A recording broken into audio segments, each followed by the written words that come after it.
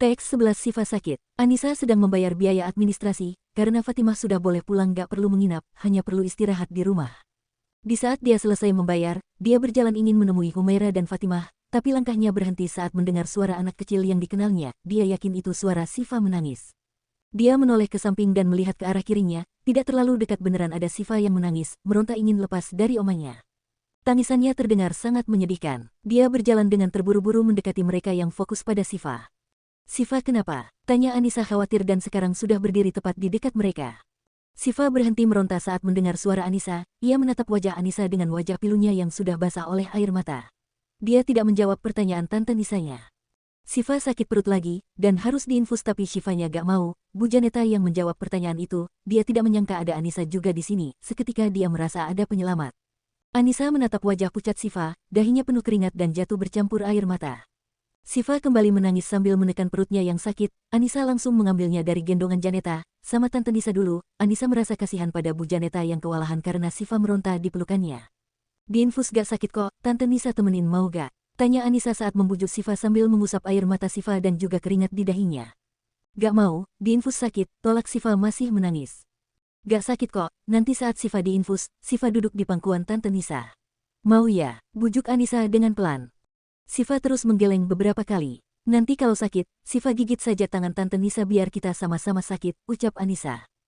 Sifa melihat lengan Anissa, mana tega dia menggigit lengan Tante Nisanya ini, tapi karena bersama tantenya ini, dia mengangguk ragu. Janeta tersenyum dan langsung mengajak Anissa ke ruang rawat tadi yang sudah mereka tempati sebelum Sifa lari keluar.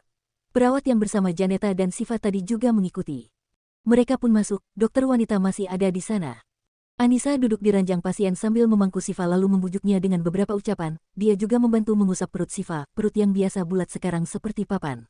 Dia membaringkan Sifa dengan pelan lalu duduk di dekatnya sambil terus mengusap perutnya. Raihan dan Pramana berlari datang dan langsung mencari ruangan mereka. Mereka masuk dengan panik tapi Raihan terhenti saat melihat Anissa memegang Sifa saat Sifa akan diinfus. Janeta melihat ke arah Pramana dan Raihan yang baru datang, keduanya berdiri mematung di dekat pintu seperti orang shock. Sifa meringis menahan sakit saat dokter mulai mencari urat lalu menusukkan jarum.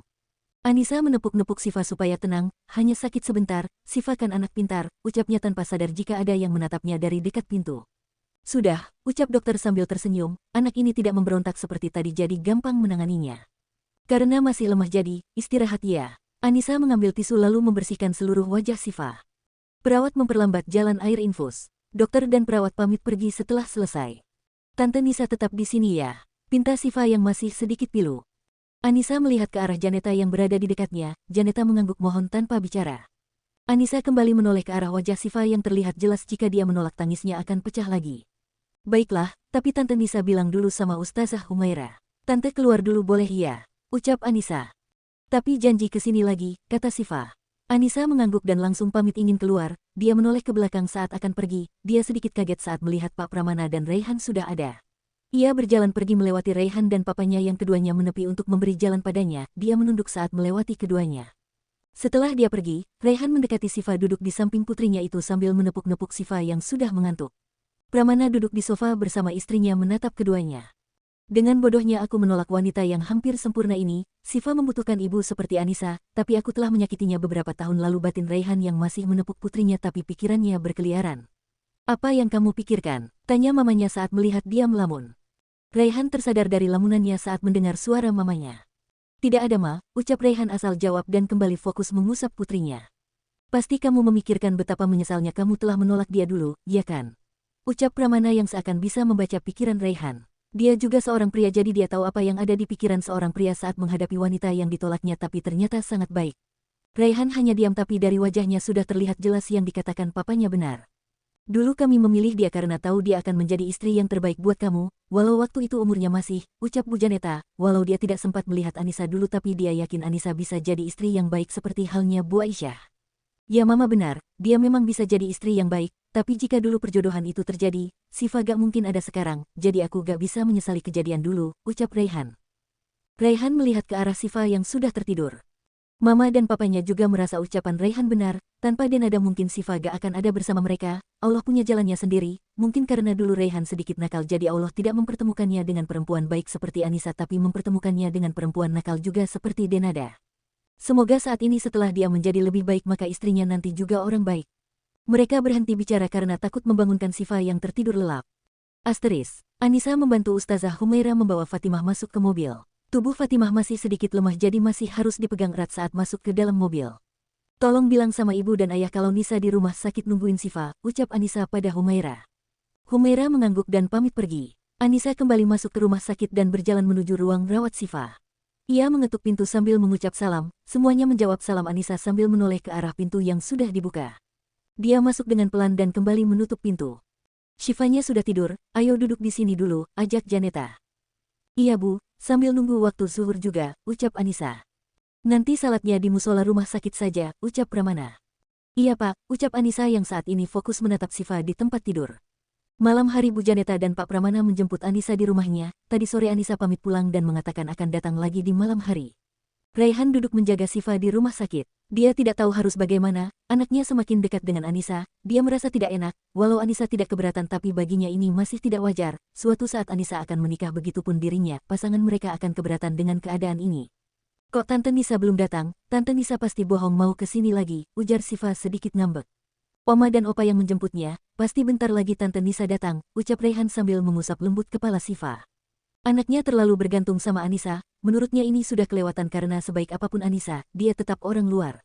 Anisa, Bu Janeta dan Pak Pramana sudah di depan rumah sakit. Mereka masuk dan berjalan menuju ruangan Sifa. Assalamualaikum, ucap Anisa saat Pak Pramana membuka pintu kamar rawat Sifa. Sifa tersenyum melihat ke arah pintu. Waalaikumsalam, jawab Sifa dan Raihan. Raihan bangkit dan langsung keluar takut Anisa tidak nyaman berada di ruangan yang sama dengannya. Pak Pramana juga keluar setelah masuk sebentar, dia mengikuti Raihan duduk di depan ruang rawat. Anisa langsung duduk di samping Sifa. Sifa kira Tante Nisa bohong mau ke sini, ucap Sifa. Kita gak boleh bohong, kalau bohong nanti lidahnya dipotong, Tante takut lo gak punya lidah, canda Anisa. Sifa tertawa mendengarnya. Tante menginap di sini kan? Tanya Sifa. Tentu, oh ya makanannya kok gak dimakan? Tanya Anisa saat melihat makanan Sifa di meja masih belum disentuh. Makanannya gak enak, Sifa gak suka, ucap Sifa sambil menutup mulutnya dengan tangan mungilnya. Tapi ini harus dimakan, kan harus minum obat, ucap Anisa. Iya benar, Sifa gak bisa minum obat kalau gak makan dulu, tambah omanya. Tapi gak enak, Sifa gak mau, ucap Sifa lagi dan menutup mulutnya dengan rapat. Tante suap iya, ucap Anisa sambil memegang makanan Sifa. Buka mulutnya, tambahnya. Sifa langsung membuka mulutnya dengan terpaksa dan memakan makanan itu. Sifa tetap memakannya walau gak suka. Di luar, Raihan yang sudah berdiri melihat dari kaca pintu kamar rawat Sifa, dia tersenyum melihat tingkah Sifa yang awalnya menolak tapi tidak bisa menolak lagi setelah Anisa bicara. Pramana duduk di kursi tunggu dan melihat ke arah Raihan yang tersenyum menatap ke dalam. Setelah makan beberapa suap, Anisa memberikan obat ke Sifa lalu memberinya minum.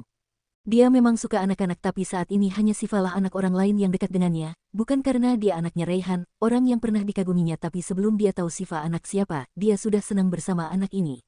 Setengah jam berlalu, sudah hampir pukul 9, Sifa tidur ya, ucap Janeta membujuk Sifa yang sejak tadi gak ada mengantuknya. Gak bisa tidur Oma, kata Sifa. Baring dulu, nanti ditepuk-tepuk pasti tidur, kata Anisa.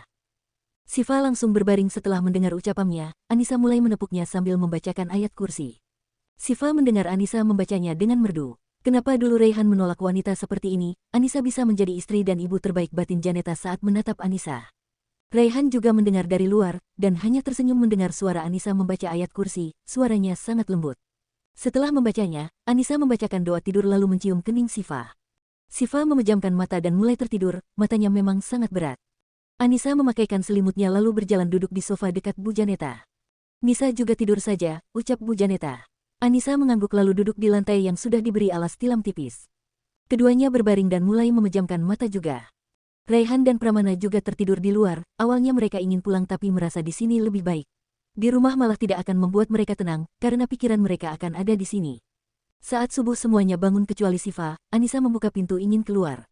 Tatapannya tertuju pada Raihan dan Pramana juga sudah bangun. Anisa menunduk melihat mereka, dia berjalan menuju musola, Raihan dan Pramana juga menuju ke sana tapi menjaga jarak dari Anisa yang sudah berjalan lebih dulu. Mereka salat di musola tapi terpisah tirai sehingga tidak mungkin terlihat.